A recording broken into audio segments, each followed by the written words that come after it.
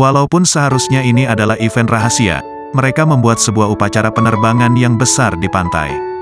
Mereka membuka kusudama, melepaskan merpati putih, mengadakan parade, melempar konfeti, dan pidato selamat diberikan. Semua orang menggunakan pakaian kehormatan di momen abad ini. Tobishachimaru memiliki panjang 223 meter, diameter 34 meter, dan memiliki kecepatan maksimum hingga 70 km per jam, sekitar 44 mil per jam. Memiliki 6 set baling-baling gondola berbentuk streamline, dan bagian penumpang.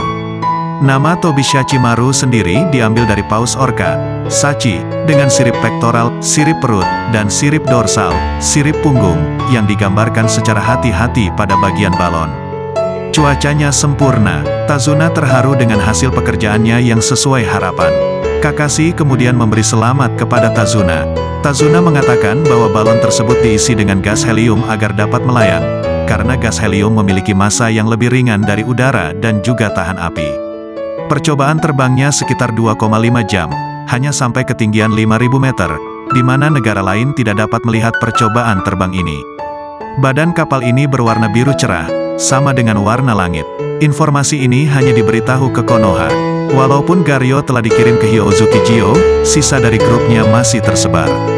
Itulah kenapa shinobi Konoha dipilih dalam misi ini dan akan mengawasi kapal tersebut. Suara dari peron memotong pembicaraan Tazuna dan Kakashi, memberitahu bahwa 57 orang yang beruntung akan memperoleh undangan untuk menaiki Tobishachimaru. Tazuna dipenuhi dengan emosi dan senyuman. Akhirnya inilah momen abad ini. Mereka tertawa bersama sambil melihat barisan orang-orang yang mulai menaiki Tobishachimaru. Orang-orang mengambil gambar untuk memperingati hari tersebut, tetapi tiba-tiba terdengar suara seseorang yang panik sambil berlari dari belakang. Seorang wanita dengan gaun biru panjang sedang berlari dengan kecepatan penuh, melambaikan tiket emasnya, memberitahu mereka untuk menunggu hingga dirinya naik. Tepat setelah ia berada di depan Kakashi, ia tersandung sesuatu dan terjatuh, lalu menjerit. Kakashi dengan instingnya menangkap tubuh wanita itu. Mata wanita itu terbuka lebar, dan terjadi keadaan pemandangan saling menatap. Rambut keriting yang terurai, bibir lembab yang sedikit terbuka, pupil yang lebar. Waktu terasa berhenti untuk sesaat, dan dunia serasa hanya milik Kakashi dan wanita tersebut. Wanita itu terjatuh di tangan Kakashi. Ketika ia mengangkat wajahnya, rambut keritingnya yang panjang menyentuh lembut ujung hidung Kakashi. Kakashi bertanya apakah ia baik-baik saja. Wanita itu menjawab sambil meminta maaf karena sudah menyusahkannya karena dirinya sedang terburu-buru, dan berterima kasih kepada Kakashi. Wanita itu kembali berteriak dan berlari ke arah kapal, memberitahu mereka untuk menunggu agar ia bisa naik. Kakashi mengatakan kepada Tazuna ketika ia melihat wanita itu berlari, wanita itu terlihat sangat antusias. Kakashi juga mengatakan bahwa pasti menjadi pengrajin kayu adalah pekerjaan yang hebat. Tazuna malah merespon dengan mengatakan bahwa wanita itu sangat cantik, dan berbicara soal kesempatan. Ia menanyakan soal upacara pelantikan Kakashi.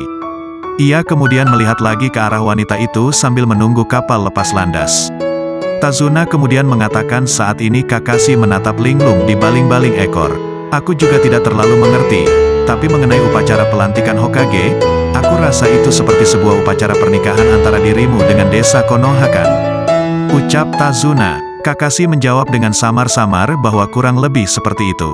Tazuna berpikir seharusnya ia tidak perlu cemas, bahkan jika semua orang memiliki harapan yang tinggi kepadanya. Tiba-tiba, mata Kakashi melihat sesuatu bayangan di kapal. Tazuna tidak memperhatikan, ia tetap berbicara tentang wanita tadi, menanyai Kakashi contohnya, jika wanita itu meminta Kakashi untuk menikahinya. Kakashi mengabaikan Tazuna hampir di seluruh pembicaraan tadi. Tazuna melanjutkan, bagaimana jika ada seorang wanita yang tegas, dan berkata bahwa ketika ia masih muda, ia seperti anjing kelaparan, mengejar bokong-bokong wanita. Kakashi memotong pembicaraan Tazuna sambil ia terus berkonsentrasi kepada seseorang yang baru saja melompat dari buritan kapal. Kakashi lalu berlari ke arah Tobishachimaru di mana penumpang terakhir telah naik, meninggalkan Tazuna yang masih kebingungan. Para staf kapal sedang bersiap untuk lepas landas. Kakashi berteriak ke arah sesosok yang tengah menggunakan jubah berkerudung hitam, yang sedang berhenti untuk sejenak. Kakashi merasa bahwa orang tersebut tidaklah diundang. Orang tersebut berlari menjauh ketika Kakashi memberitahunya untuk berhenti. Mereka saling bertukar serangan, dan Kakashi melancarkan serangan kombinasi secara berturut-turut. Kakashi merasa bahwa orang yang bertarung dengannya sangat hebat, tidak ada satupun gerakannya yang sia-sia. Mereka saling bertukar taijutsu dan saling membaca pergerakan lawan. Pola serangan ini sepertinya Kakashi sudah tahu betul, dan Kakashi tidak merasakan adanya hasrat akan haus darah. Kakashi menyadari bahwa tidak ada indikasi bahwa lawannya akan menggunakan ninjutsu. Ia telah melakukan double check terhadapnya dan melihat ke arah orang itu serta memperhatikan tingginya. Kakashi melancarkan serangan ke arah dada musuh. Mereka saling melancarkan combo taijutsu secara berturut-turut.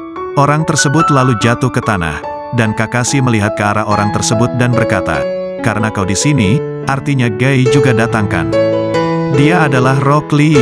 Kakashi pergi ke arah kerumunan penumpang dan orang-orang yang mengambil gambar.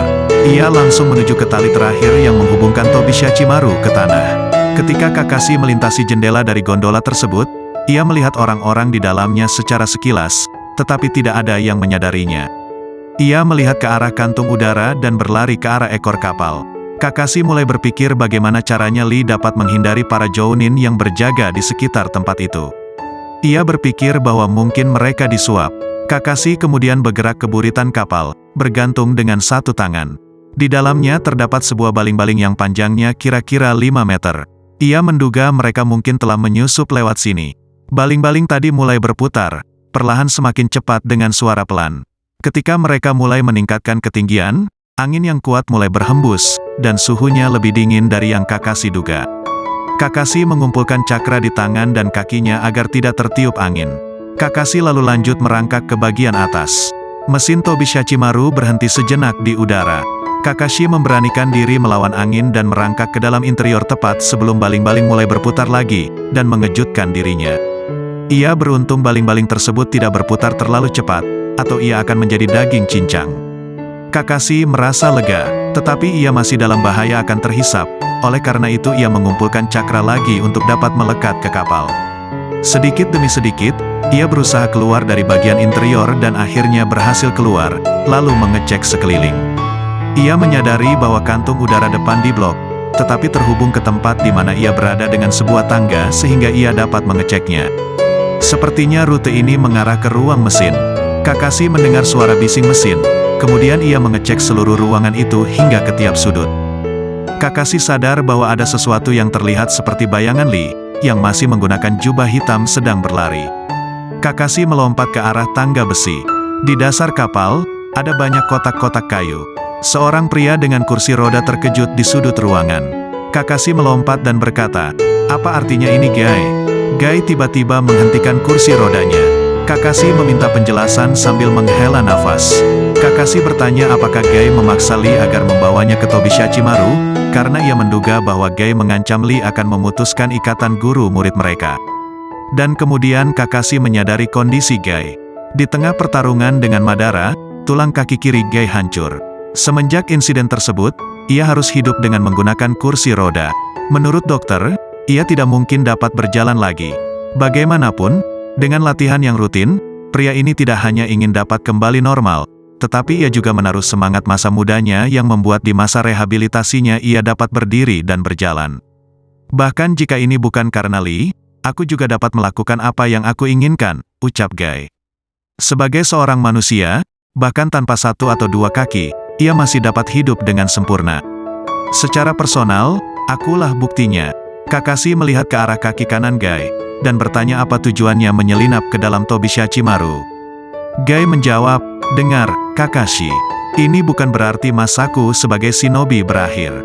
Bahkan sekarang, kaki kiriku mampu melakukan squat 1000 hingga 2000 kali. Ini bukan apa-apa. Jika aku memikirkannya, dengan atau tanpa kursi roda sekalipun, menyelinap ke dalam kapal seperti ini adalah perkara mudah." Wahahaha, Kakashi mengingatkan Gai tentang mabuk lautnya. Gai mencoba untuk tidak muntah. Ia berkata kapal adalah kapal, tapi ini adalah kapal terbang, jadi situasinya berbeda. Kakashi mengingatkannya kembali bahwa kapal tetaplah kapal. Gai mengatakan bahwa ia akan baik-baik saja, tapi wajahnya tiba-tiba mulai pucat. Kakashi bertanya-tanya apa yang akan Gai lakukan mengenai hal tersebut. Kemudian mereka mengganti subjek pembicaraan dengan membicarakan hal lucu, dimulai dengan Kakashi. Untuk seorang Jounin yang bersembunyi di kapal ini, mereka telah dilaporkan ke negara ombak. Semenjak kita tidak dilaporkan, dan jika kita ditemukan di sini oleh negara ombak, hal ini akan berpengaruh terhadap kepercayaan diri Konoha.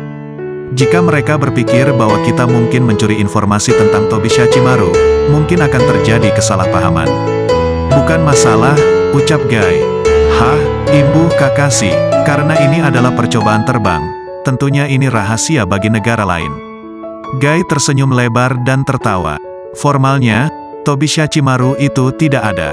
Jadi, kau dan aku tidak dapat menyelinap di kapal yang tidak ada. Oh, begitu ya, imbuh Kakashi lagi.